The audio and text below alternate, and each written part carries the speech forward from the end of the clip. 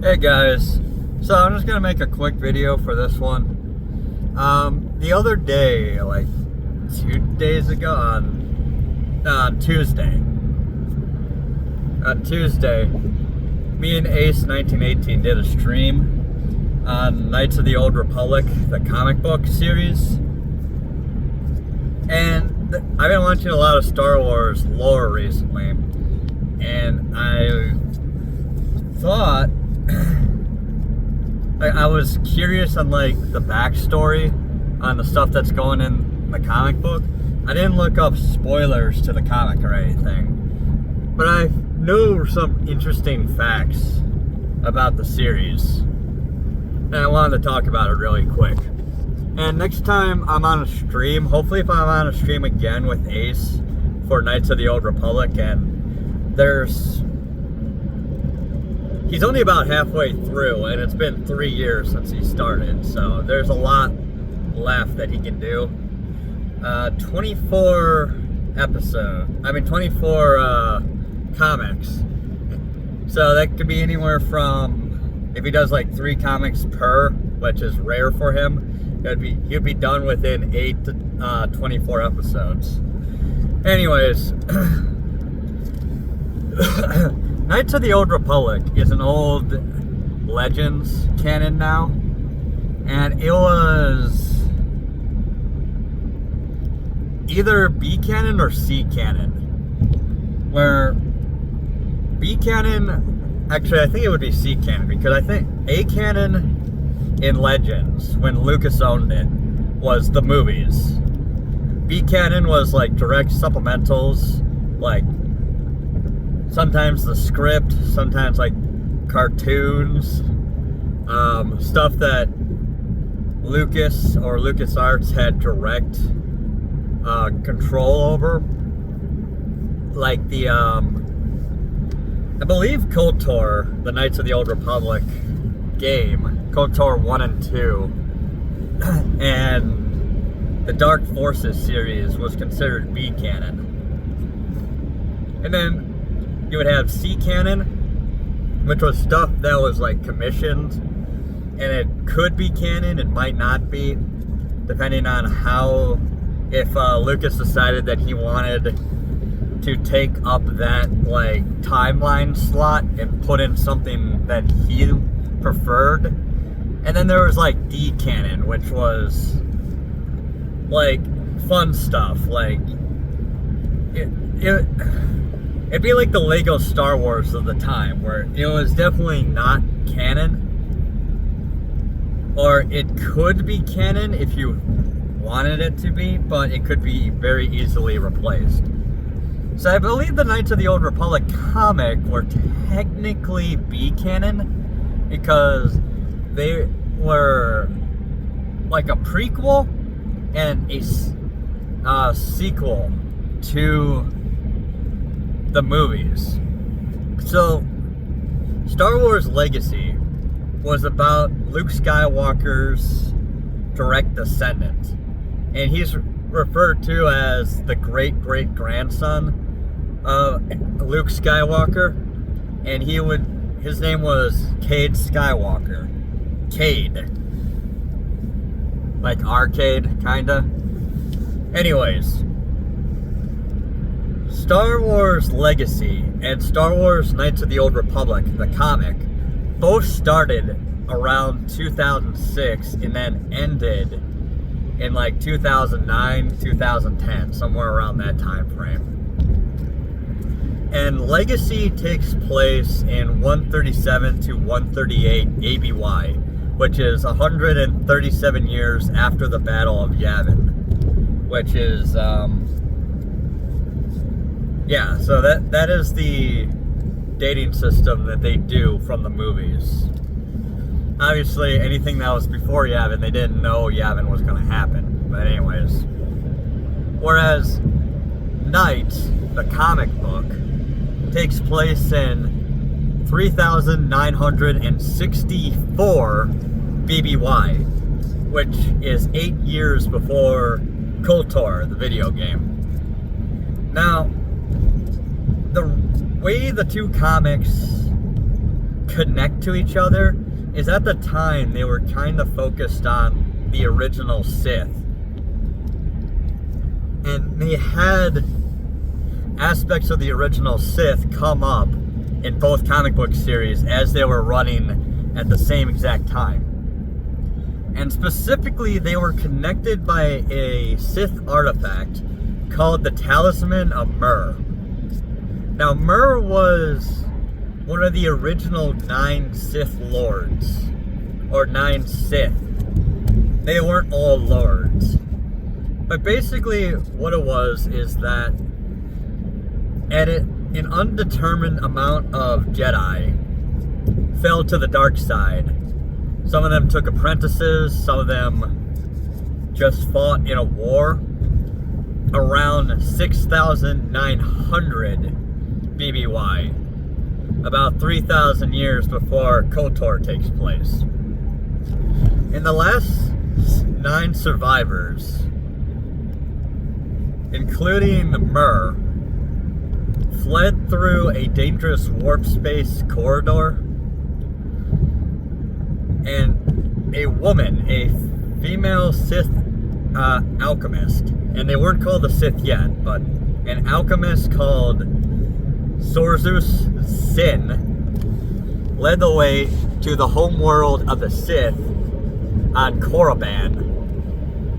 Now, if you played KOTOR, you know what Korriban is. It is the ancient homeworld of the Sith species.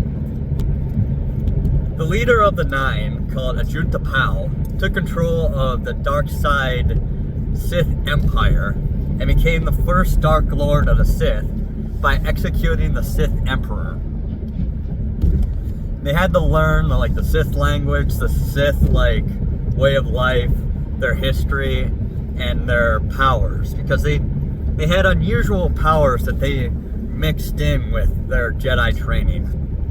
And that's how they became the original Sith. And do note that the Sith species kind of looks like the Draenei from Warcraft, or World of Warcraft technically. Well, I mean, they all are also in Warcraft 3, but that group was later known as the Broken. People that had been corrupted by the Burning Legion. Anyways, they were basically red Draenei, and they didn't have the head ridges. They had just smooth, bald heads. Anyways, continuing on. Sorzus Sin then made 3 talismans. One was for Carnus Myrrh, one was for Baron Romulus Drepa, something like that, and the strongest one she made for herself. Now, we never seen Sin's talisman in any of the lore. We just see it in her writings. So she could have made it, she might not have made it. She might have just written about it, and she planned to make it, and she died before she was able to actually create it.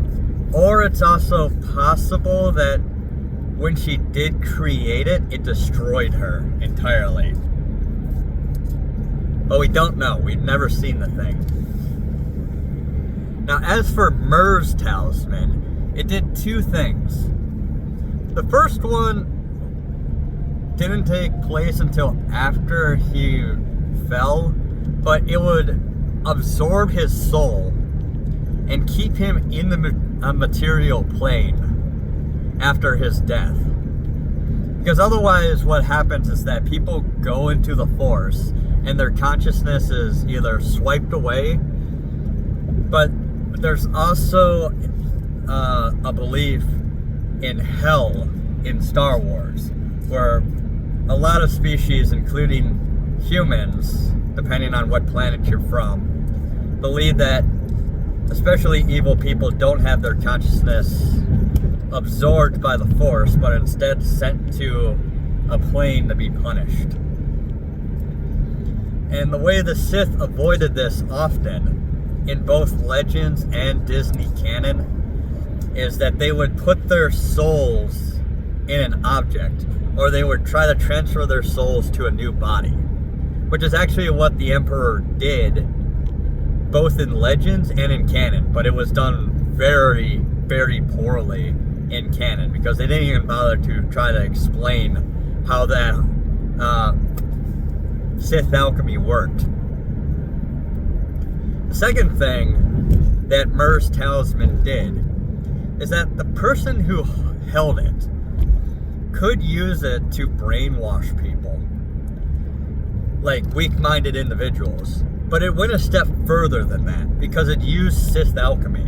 And one thing Sith alchemy is known for is that they use it to mutate both people and creatures to be monsters.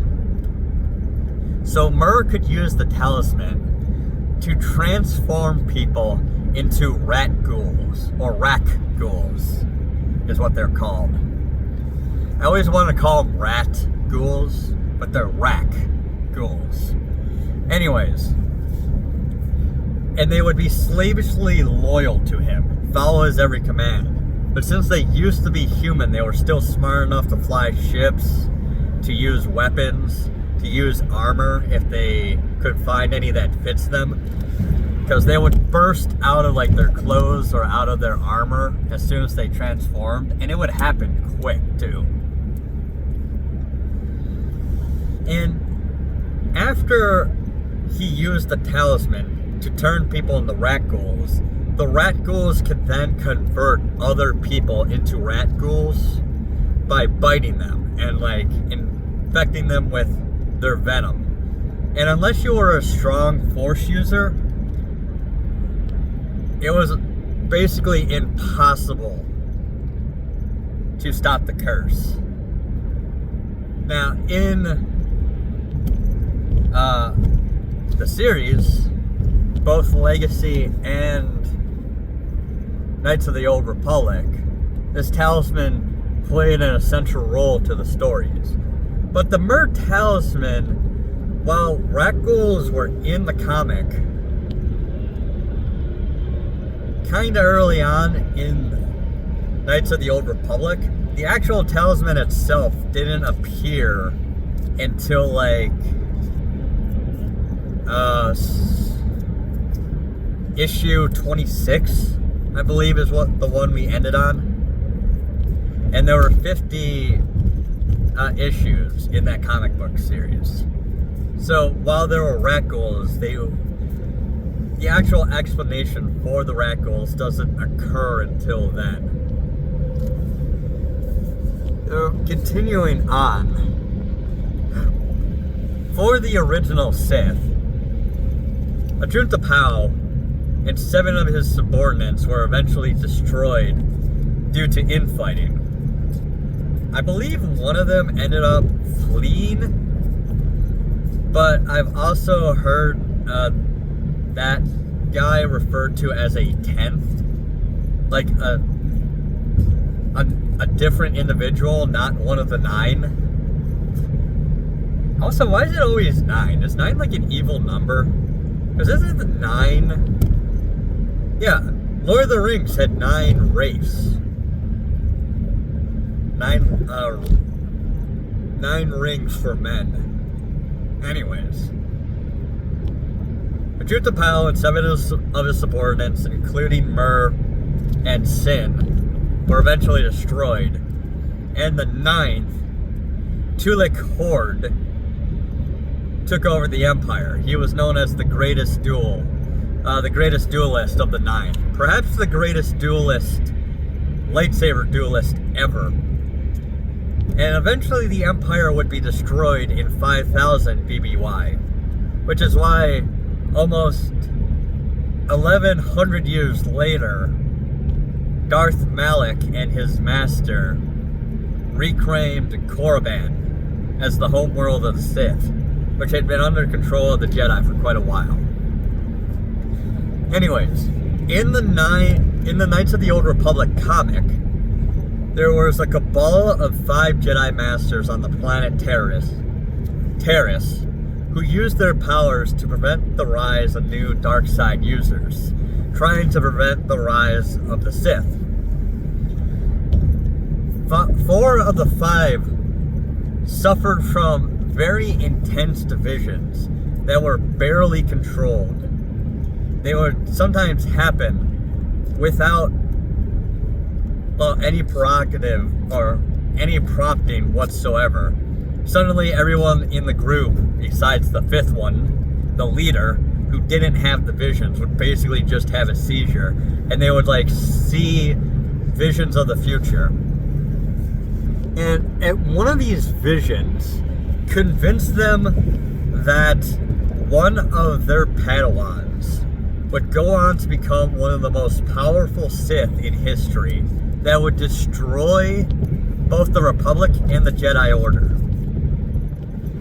And they said the reason why they thought it was one of the Padawans is because they saw somebody in a red environment suit, like a red spacesuit basically, with like the helmet and everything, that they were using to breathe on a lifeless rock.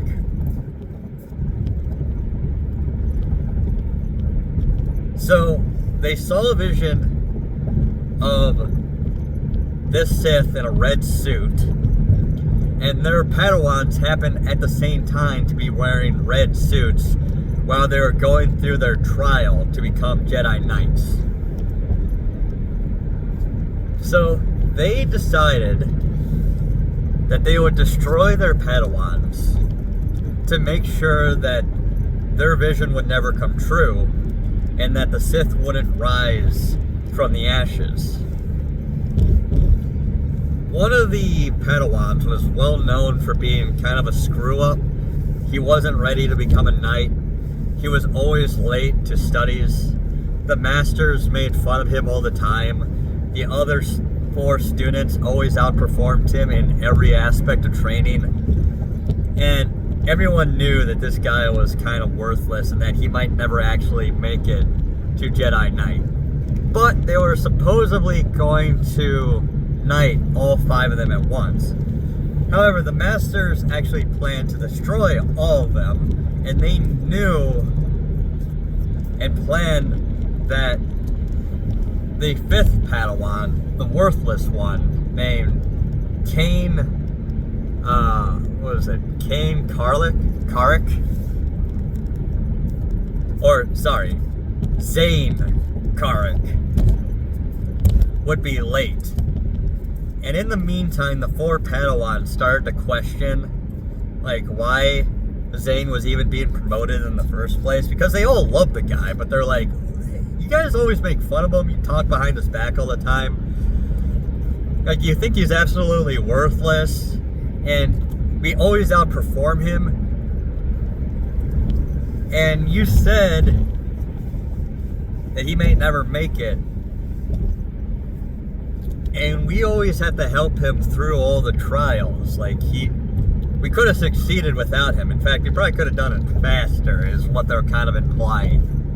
But they like the guy. They, like, really do care about him. They just, like, they start questioning the masters because it's like, this is not like you guys. Like, you would never promote this guy. Or if you did, not for a very long time. And the masters are like, okay, screw this. Like, they're getting suspicious, so they just destroyed the 4 of them right then and there. And then Zane walks in and sees the masters have killed the Jedi Padawans. And then he flees, and somehow he escapes from 5 Jedi Masters with the help of a local, like,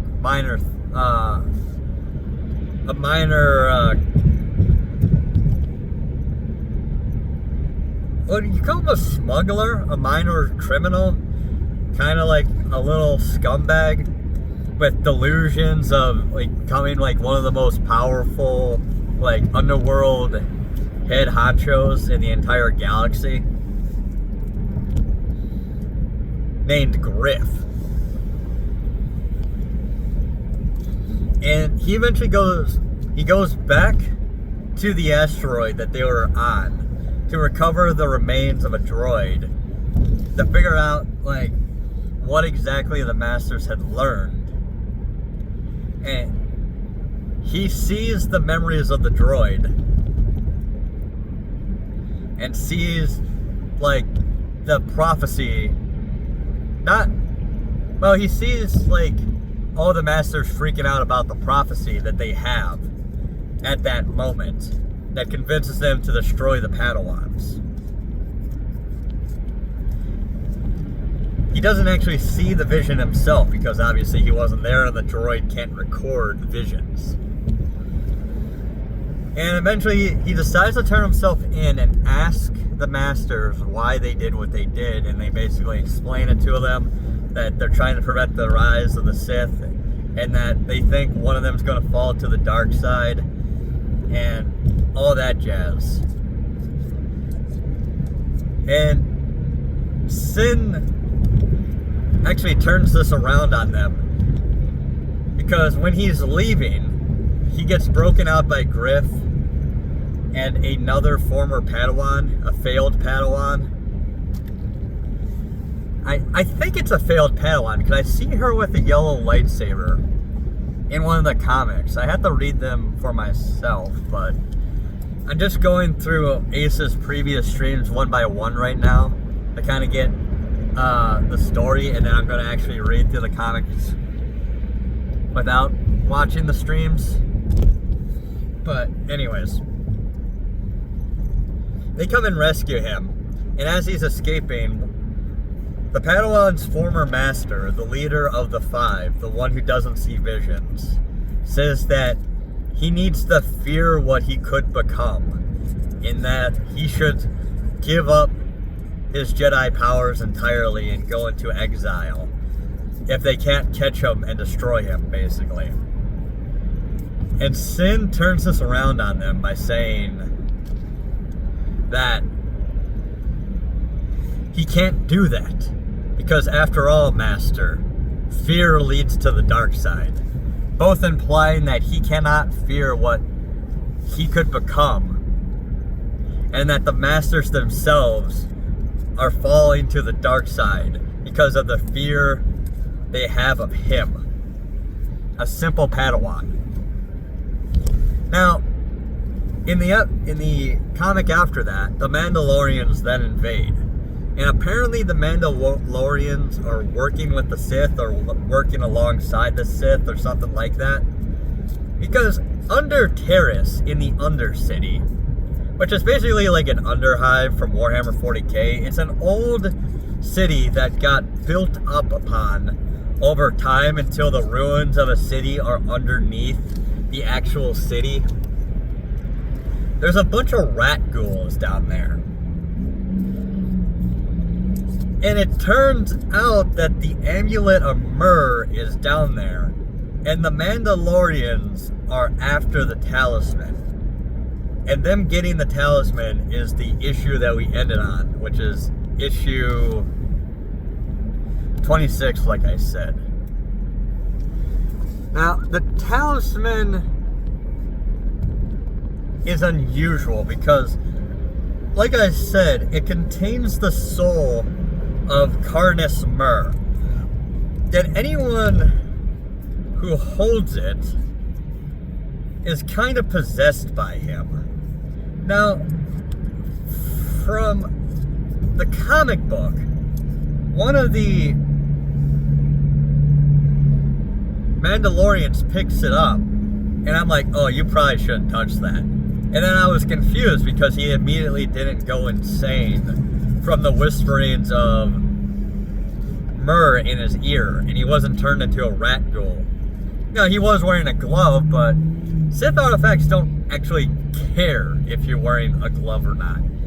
If you're in physical contact with it, even if it's not your bare hands, it still has an effect on you.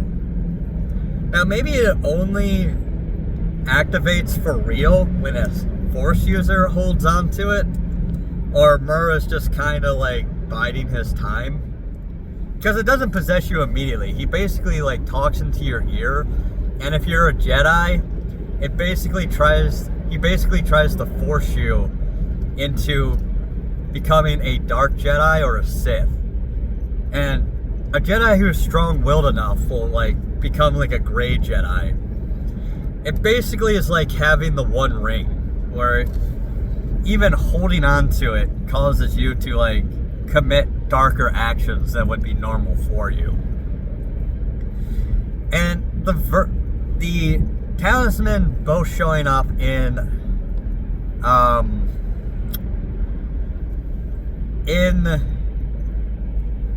Legacy and Knights of the Old Republic, well, obviously the talisman doesn't get destroyed in Knights of the Old Republic.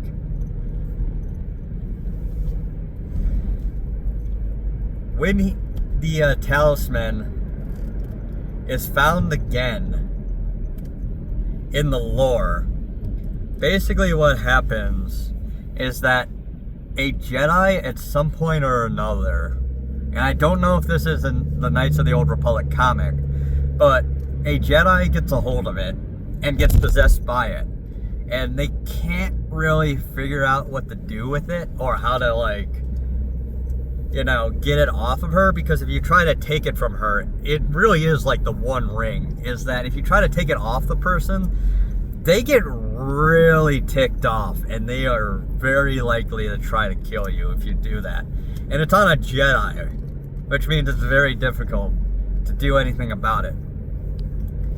Anywho, since they don't know what to do about it, how to cure it, how to get rid of the rat ghoul plague, how to, like, basically either destroy it or whatever, they take the Jedi, and she willingly puts herself into, like, a cryo freezer, and they put her to sleep for a long time. And the Jedi who puts her in there, I don't know if it's Zane or not, but the Jedi who puts her in there, for some reason, either never could come back, either he, like, was killed in the ensuing war, or he just never found a cure, so he just left her there for future generations to deal with. Which was kind of messed up, but, I mean, it's the Talisman of Myrrh. It's a big deal. You don't want that loose, even if it is on a Jedi who, well, to be honest, was not really controlling it that well. And it's possible the Talisman of Myrrh is also what blinded the Jedi Masters. Like, somehow its dark side influence, like, messed with the visions of the Masters and convinced them that their students would become Sith. Or at least one of their students would become Sith. Anyways, in the stream with Ace, I said anyways so many times so far. But anyways, in the stream I did with Ace, I kind of spoiled what happened with the talisman, because I don't think he's actually read the Legacy comics. And I asked him, you just want me to spoil, like, the story here? And I basically gave him a light on details version of the 9 original Sith, and how Cade eventually deals with the artifact. Because in the Knights of the Old Republic comic, the Jedi Masters get a vision of the artifact and realize that it's on the planet. And they see Darth Vader, Luke Skywalker, and Cade Skywalker. I'm like 99% sure that was Cade Skywalker, which is in issue 25. And obviously these comics were running at the same time as Legacy, so that it was basically like, oh, go read our other comic book series to learn the story on what's going on here. Why is Cade here? Because eventually Luke Skywalker awakens the Jedi who has the Talisman of Myrrh, and he's also not able to deal with it. So she has to willingly put herself back to sleep Or I think she actually stays awake, and due to the Sith alchemy, it keeps her alive for like an unnatural amount of time. Because I think she's human, if I recall correctly. So she actually lives long enough to see Cade, Luke's great-great-grandson, and she hasn't like aged a day. And then Cade is the final one to deal with the amulet. So, I was trying to figure out like what would happen in the comic without looking up spoilers. And the vision itself is very poignant because it according to the visions, somebody in a red suit, seemingly a red environment suit, eventually destroys the Republic and the Jedi Order. And I'm like, well, this takes place around KOTOR, right? The Knights of the Old Republic game. So are they talking about Darth Revan? Because I never played those games, but I know about Darth Revan. And I looked him up, and he's like, I mean, he's got some red. His mask is red. He's got like a red, like, talberd, like one of those long cloths that lays between your legs. But the rest of his suit is like black and brown. Like, that's probably not him. So I looked up who destroys the Jedi Republic and the Jedi Knights, because I knew Revan's backstory, more or less. In about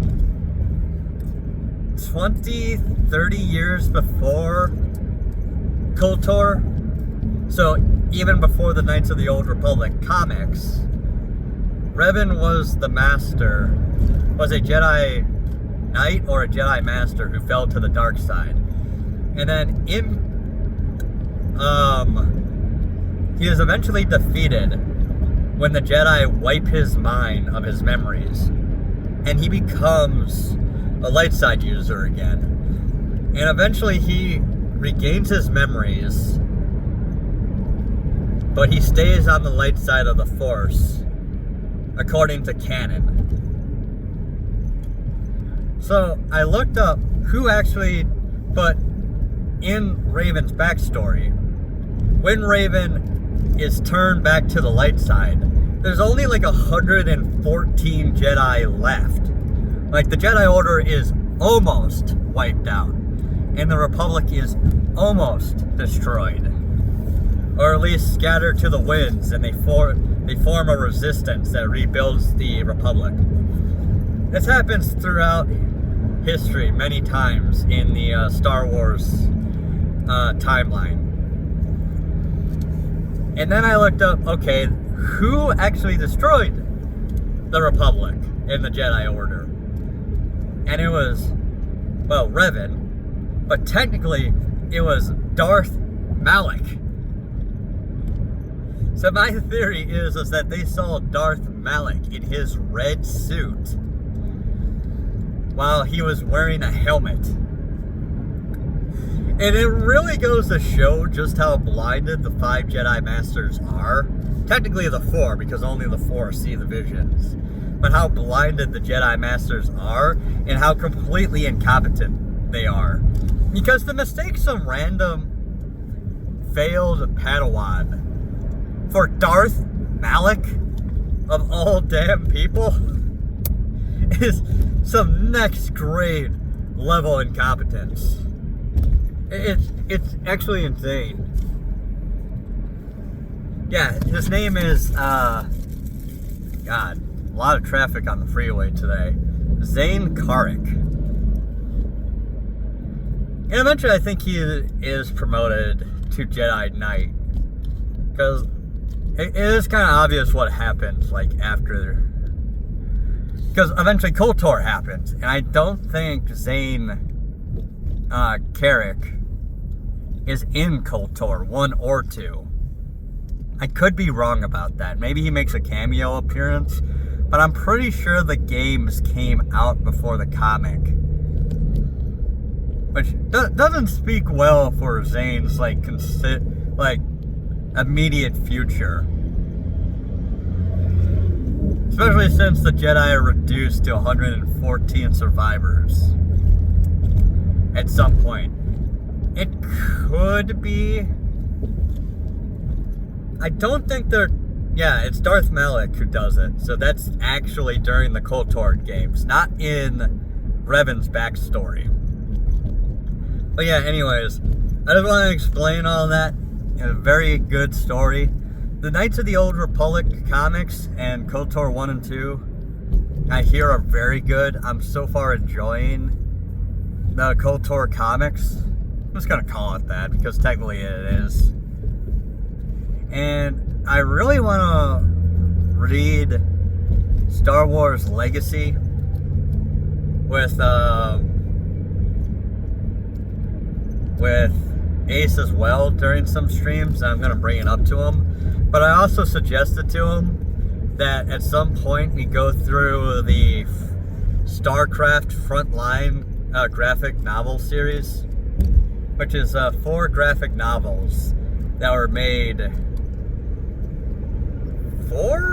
during the original release of StarCraft 2 Wings of Liberty, I believe. Or was it before Wings of Liberty? I can't remember. Anyways, I remember there were a bunch of different stories by a bunch of different writers and a bunch of different artists, and the art was kind of a mixed bag, but I want to see what Ace's opinion on it is. If he thinks that the art's good, or if he thinks it's just as bad as the High Republic comics. But yeah, that's all I wanted to talk about, just kind of explain the history for anybody who wants to go watch those streams or wants to read the comics. Really good set of comic books. I really enjoy them so far. So I'll leave it there, guys. And bye.